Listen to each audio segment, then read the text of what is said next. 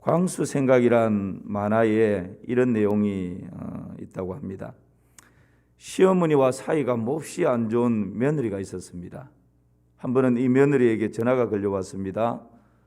너의 시어머니를 우리가 납치했다. 우리에게 돈을 주지 않으면 너의 시어머니를 가만두지 않겠다. 그러니까 이 전화를 받은 며느리가 잘 됐다는 듯이 한 푼도 못 줘. 그러니까 니들 마음대로 해. 마음대로. 그렇게 큰 소리를 빵 쳤습니다. 그러자 저쪽에서 납치범이 다시 말을 합니다. 좋다. 몸값을 주지 않으면 너희 시어머니를 지금 당장 너희 집으로 돌려보내겠다. 그랬더니 이 며느리가 갑자기 당황하면서 아유 진정하시고요. 통장 번호가 어떻게 됩니까? 얼마를 보내면 되죠? 바로 보내드리겠습니다. 이 시대상을 풍자하는 한 단면이 아닌가 하는 생각을 하게 됩니다. 우리는 참 분주하게 이 세상을 살아갑니다.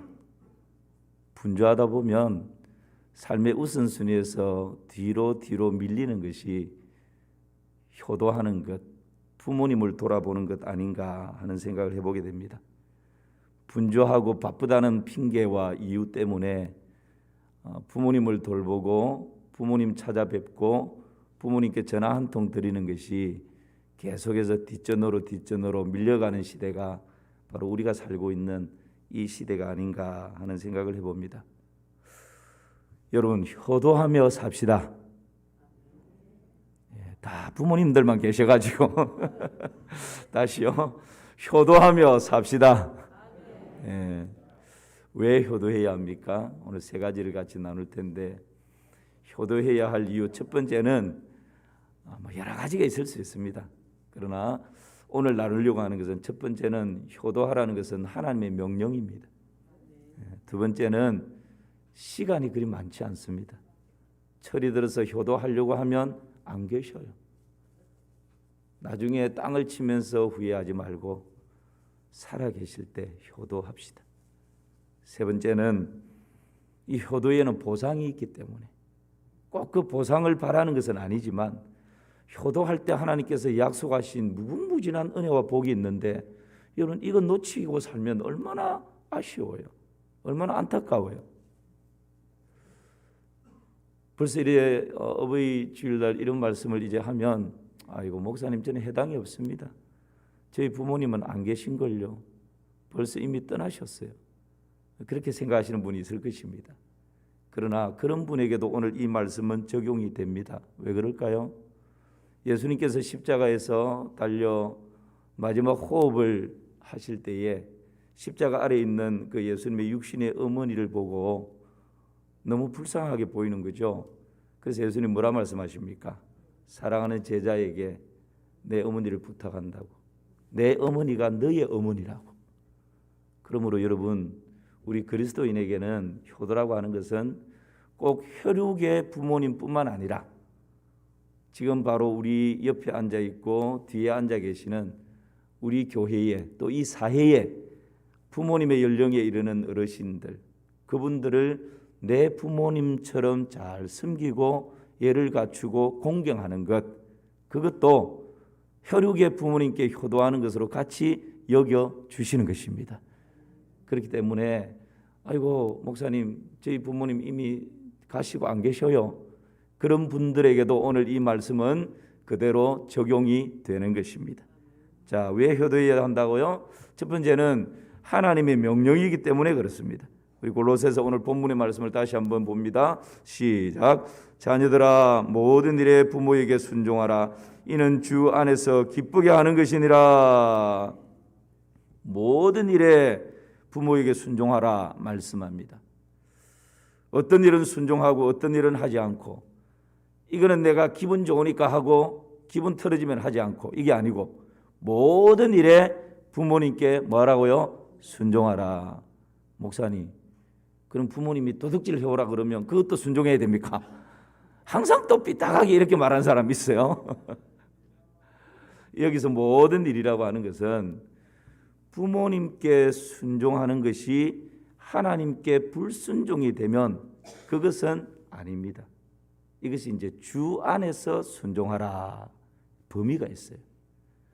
부모님께 모든 것을 순종해야 하지만 부모님께 순종한 것이 하나님께 불순종이 되면 이것은 아니라는 것이죠. 그 외에 모든 부분들에 있어서는 순종하는 태도와 자세가 필요하다라는 것을 우리에게 말씀하고 있습니다. 그러므로 내 기분 따라서 순종하는 것이 아닙니다. 내 감정 따라서, 사정과 형편 따라서 순종을 선택할 수 있는 것이 아니다라는 말씀입니다. 순종은 절대 복종을 의미합니다. 모든 일에 부모님께 효도하라, 그렇게 말씀하고 있는 것이죠. 이것이 여러분 골로새서 3장 20절 다시 한번 띄워보실까요? 이것이 주 안에서 기쁘게 하는 것이니라. 달리 말하면 효도하는 것, 부모님을 섬기는 것, 순종하는 것이 주님을 기쁘게 하는 일이요 하나님을 기쁘시게 하는 일이다, 그렇게 말씀합니다. 여러분 에베소서 6장 2절 말씀 우리 같이 보실까요? 6장 2절 시작. 내 아버지와 어머니를 공경하라. 이것은 약속이 있는 첫 계명이니. 내 아버지와 어머니를 공경하는 것, 효도하는 것은 약속이 있는 뭐라고요? 첫 계명이다.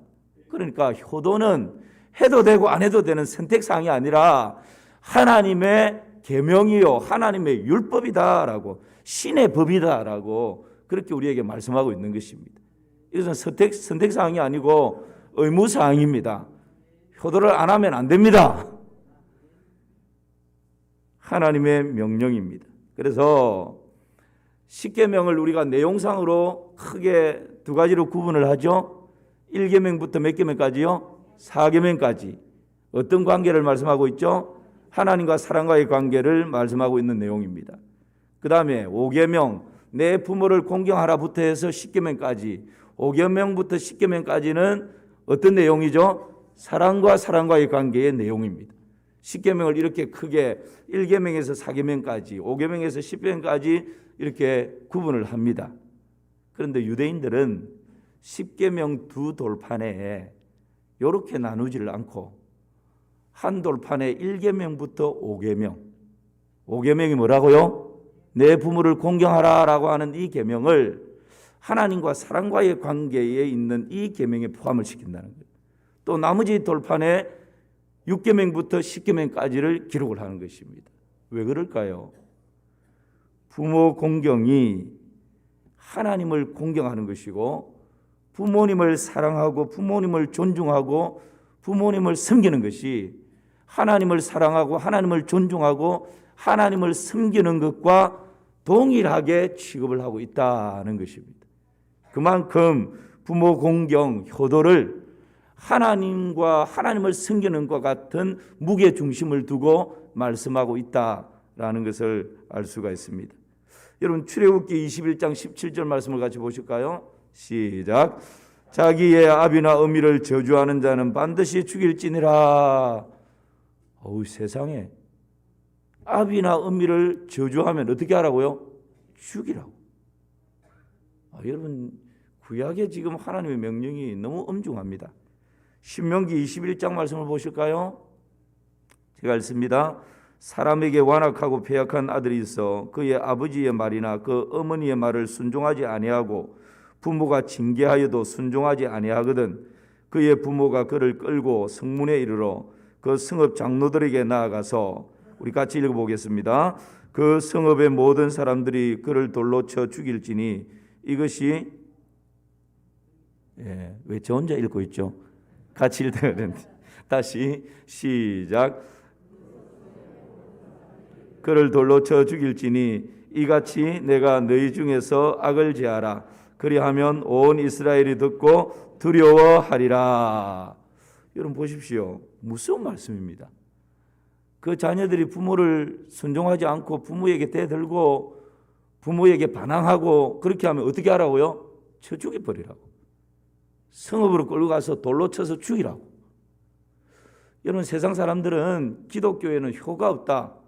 부모 제사도 안 지내고 그러면서 막 기독교를 비난하는 사람들이 있습니다. 그런데요, 성경을 자세히 보면 기독교만큼 부모에게 효도하라고 강조하는 종교가 이 세상에 기독교처럼 센 종교가 없습니다. 다른 종교에서는 효를 윤리와 도덕적으로 가르칩니다.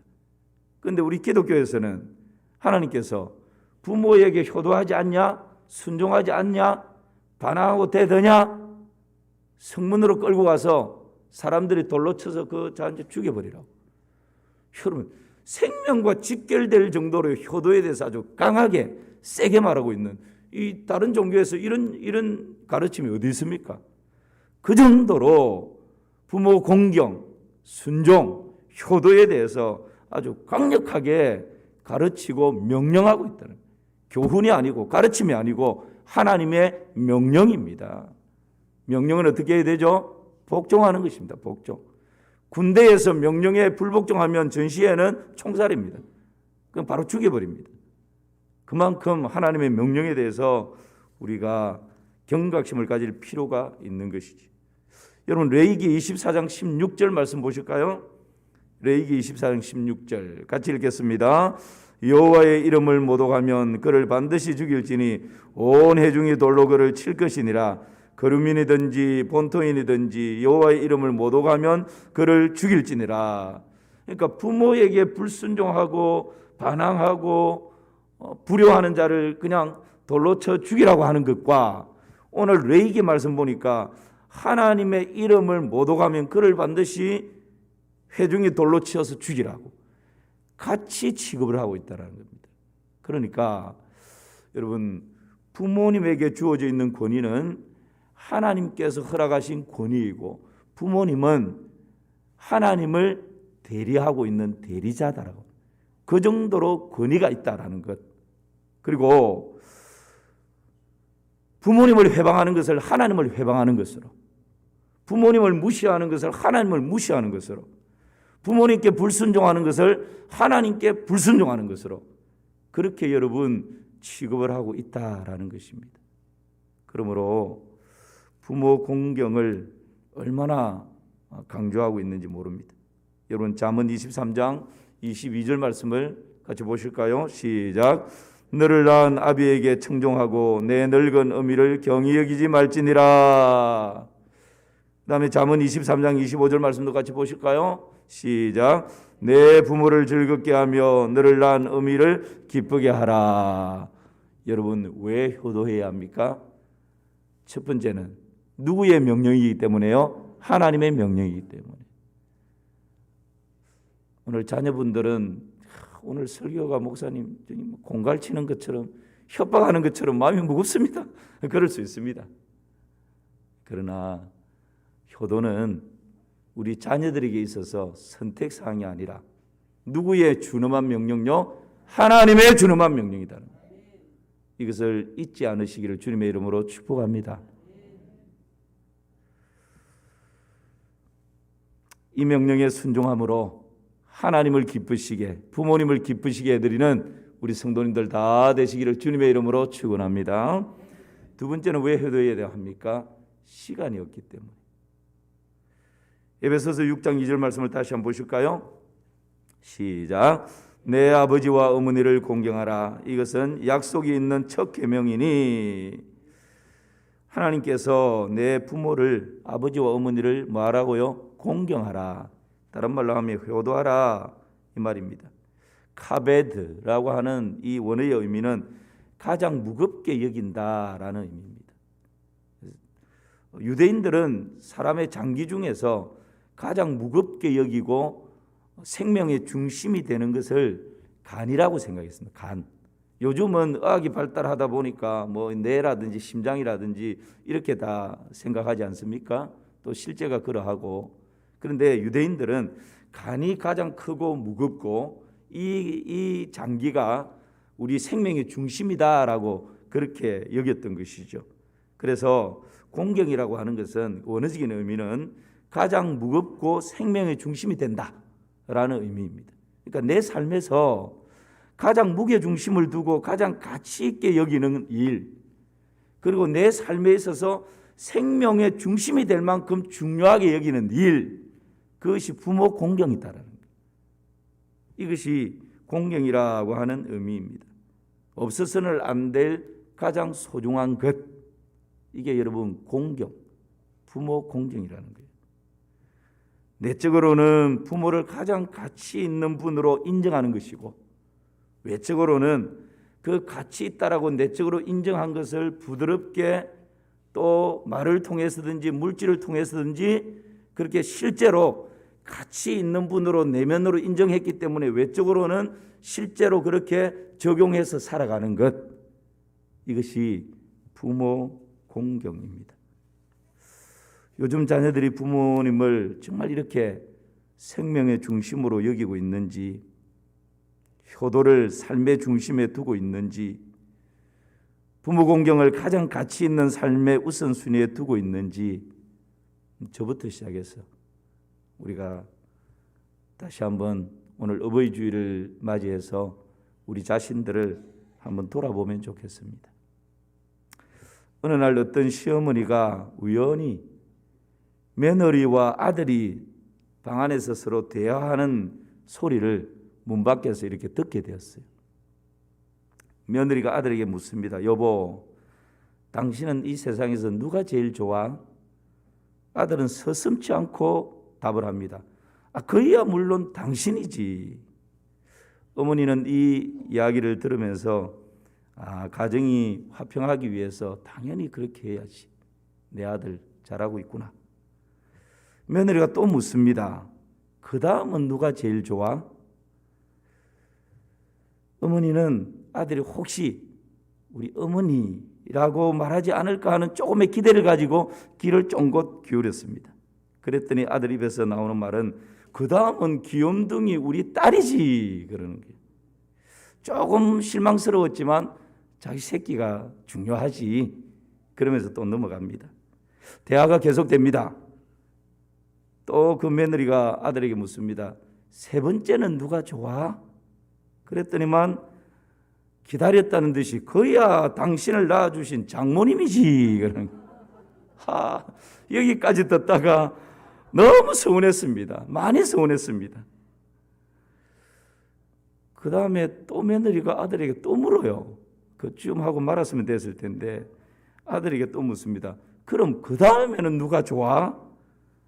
그랬더니 이 아들이 서슴지 않고 그야 우리 뽀뽀지 뽀뽀. 뽀뽀는 이 집의 강아지 이름입니다. 여기까지 이야기를 듣던 어머니가 가슴이 메어지는 거예요.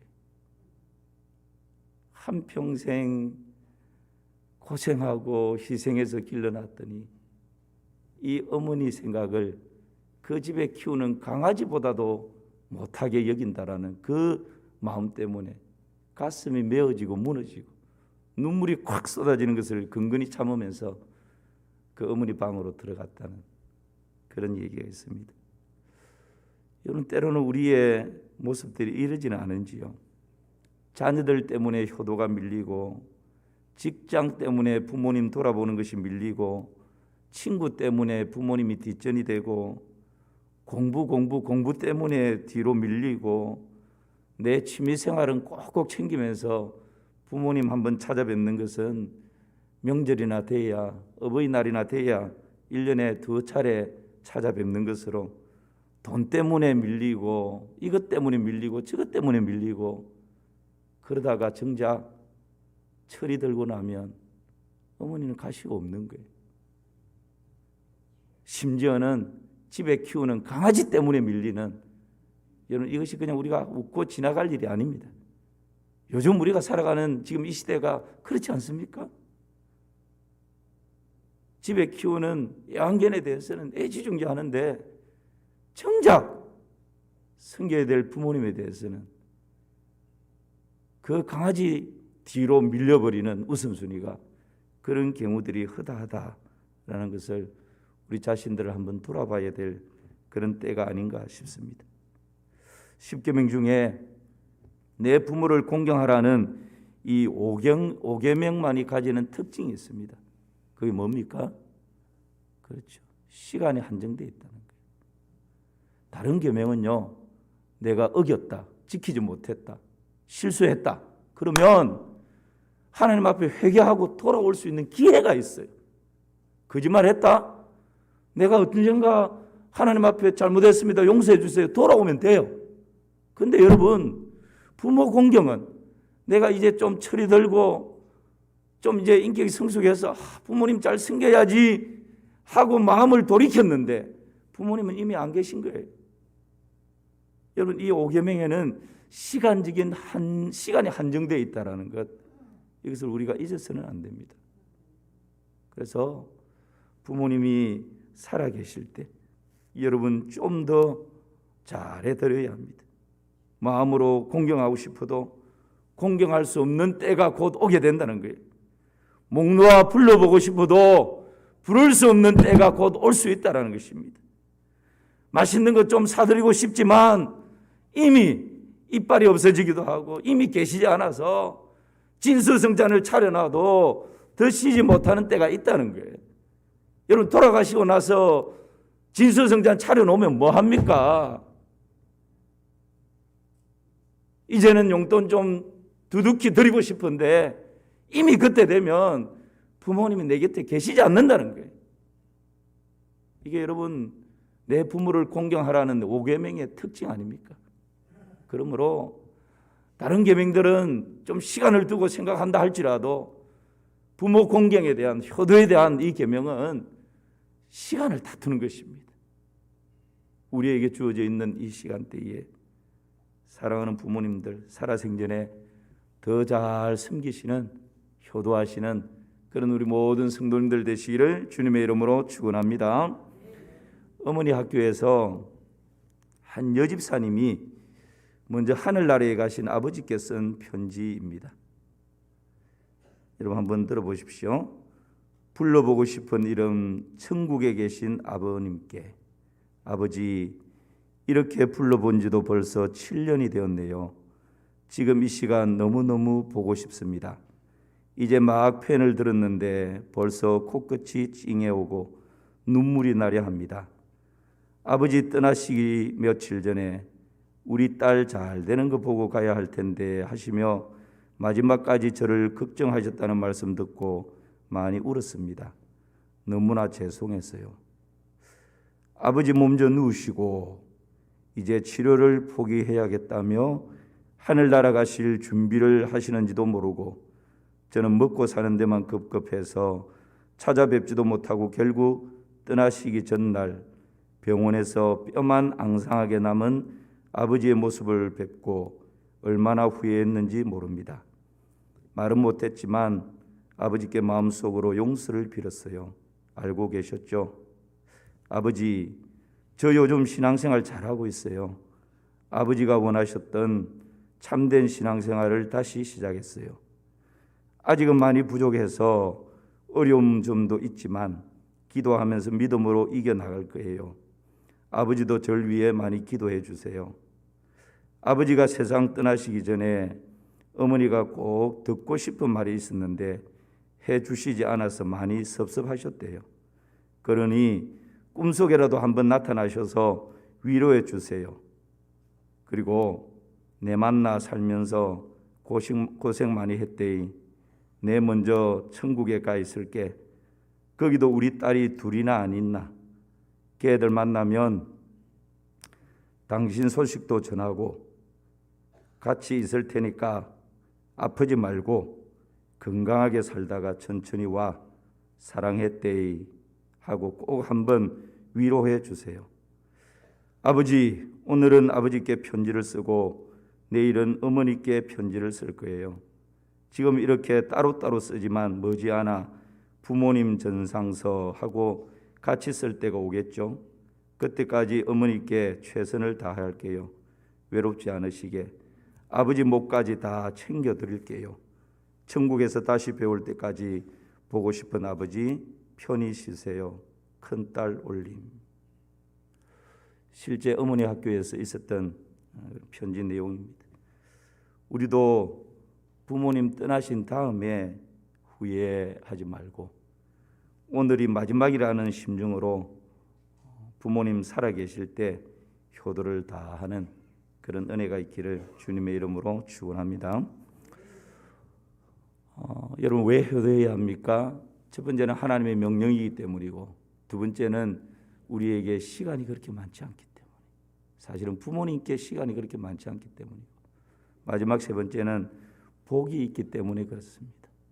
여러분 출애굽기 20장 12절 말씀 같이 한번 보실까요? 12절 시작. 내 부모를 공경하라. 그리하면 내 하나님 여호와가 내게 준 땅에서 내 생명이 길리라. 10계명 중에서 보상, 복을 약속하고 있는 계명이 2개 있다 그랬죠. 하나는 몇 계명이죠? 2번째 계명. 내 하나님을 사랑하고 그 하나님의 계명을 지키면 천대까지 은혜가 베푼다 라는 것이고, 또 한 계명이 바로 5계명이에요. 내 부모를 공경하면 내가 잘되고 땅에서 어떻게 한다고요? 장수한다. 그렇죠. 에베소서 6장 3절 말씀도 보실까요? 시작. 이로써 내가 잘되고 땅에서 장수하리라.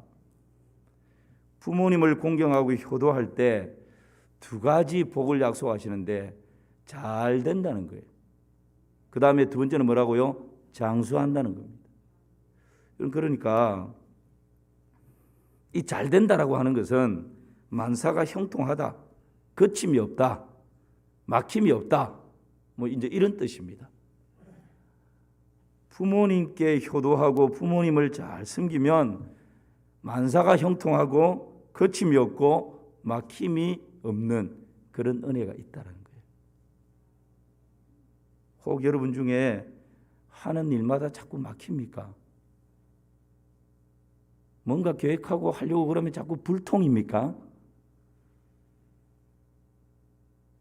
다시 한번 우리의 삶을 돌이켜보시기를 축복합니다. 자금이 모자란 것이 아니고 인맥이 딸리는 것이 아니고 어쩌면 부모님과의 불통 가운데 있지 않은지, 오늘 이 말씀을 근거로 해서 보면 부모님께 효도하지 못하고 공경하지 못하고 불효해 있으면 여러분 이 만사가 불통이 될 수가 있다는 거예요. 반대로 부모님을 공경하고 부모님을 잘 섬기면 하는 일마다 형통하고 거침이 없고 막힘이 없고 그렇게 하나님께서 활짝 열어주시겠다, 하나님께서 복을 약속하고 계신 것입니다. 또 하나는 장수의 복을 말씀하십니다. 이로써 내가 잘되고 땅에서 말이라 장수하리라. 개인적으로 보면 이 3가지 의미가 있는데요. 장수라고 하는 것은 3가지 의미가 있는데 첫 번째는 개인적인 축복을 말합니다. 이것은 잘되고 오래 산다, 그야말로 우리가 알고 있는 그 장수의 의미입니다. 여러분 내가 건강하려고 헬스를 열심히 하고 운동을 열심히 하고 건강보조식품을 꼭꼭 하루에 그냥 한 주먹씩 챙겨 먹고, 생명은 하나님의 손에 달려 있습니다. 정말 장수하고 싶으십니까? 내가 하루에 한 주먹씩 건강식품 챙겨 먹는 것보다 내가 하루에 꼭꼭 시간을 투자해서 2시간, 3시간 등산하고 헬스하고 그렇게 운동하면서 건강을 관리하는 것보다 어쩌면 더 중요한 것은 부모님께 효도할 때 생명의 주권자이신 하나님께서 땅에서 잘 될 뿐만 아니라 장수하리라 약속하십니다. 저는 이 말씀이 진리인 줄 믿습니다. 그리고 이 장수라고 하는 의미는요, 생명의 장수라는 의미뿐만 아니라 가문의 축복을 의미합니다. 이 장수라고 하는 이 원어적인 의미가 그냥 일시적으로 길어지는 걸로 끝나는 것이 아니라 계속해서 길어진다, 오래 머문다. 그러니까 하나님을 사랑하고 순종하면 천대까지 은혜가 흘러가는 것처럼 이 장수라고 하는 것은 가문에 내가 부모님께 효도했을 때 그 복이 나의 대에만 머무는 것이 아니라 자자손손을 통해서 흘러간다. 오랫동안 흘러가고 오랫동안 그 가문에 그 가정에 머문다라는 의미입니다. 그러므로 여러분 정말 자녀가 잘 되기를 원하십니까? 우리가 오늘날 자녀 잘 되기를 위해서 얼마나 애쓰고 수고합니까? 얼마나 투자합니까? 부모님께 용돈은 못 드릴지언정 자녀 학원비는 꼬박꼬박 적지 않은 금액을 다 보내지 않습니까? 그러면서 자녀를 위해서 헌신합니다. 근데 여러분, 정말 자녀를 잘되게 하는 비결이 있는데 그게 뭔지 아십니까? 부모님을 섬기고 부모님께 효도하면 이는 네가 잘될 뿐만 아니라 장수한다라는 것은 내 생명이 길다는 것뿐만 아니라 자자손손 이 하나님의 은혜와 하나님의 복이 네 가문 가운데 오랫도록 머물 것이다 라는 의미예요. 그러므로 오히려 자녀 잘되기를 정말 바란다면 부모님을 잘 섬기고 부모님께 효도할 때 오히려 그 은혜와 복이 나의 때뿐만 아니라 자식의 때, 자식의 자식의 때까지 전대까지도 흘러간다라는 것입니다. 이것이 여러분 오늘 우리에게 주시는 하나님의 말씀이에요.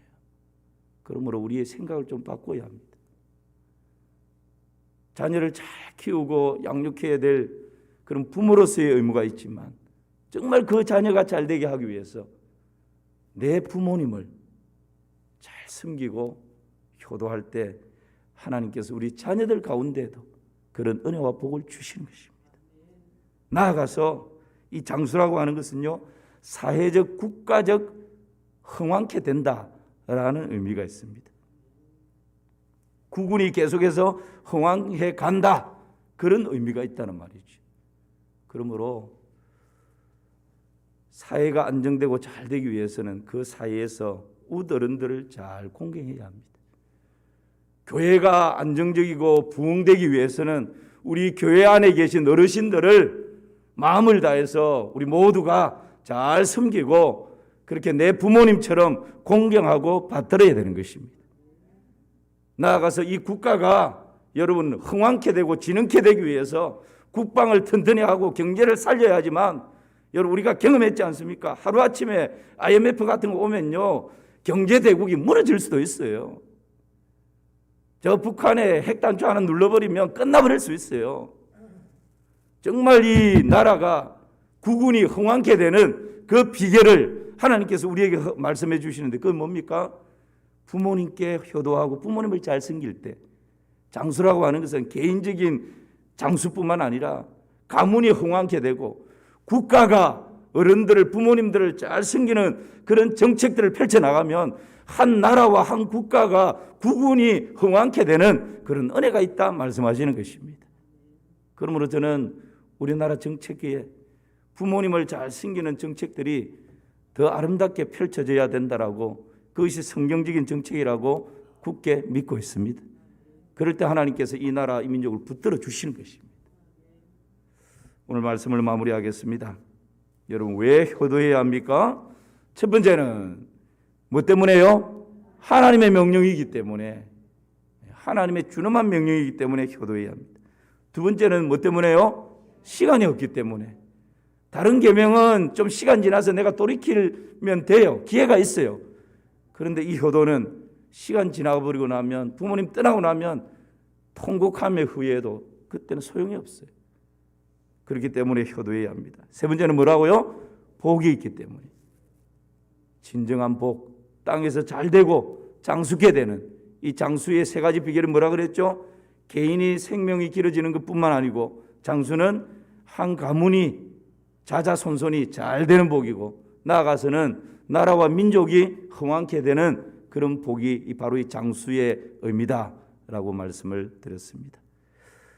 부모 공경을 통하여 일마다 형통하고 장수의 복을 누리시는 그런 우리 모든 성도님들 되시기를 주님의 이름으로 축원합니다.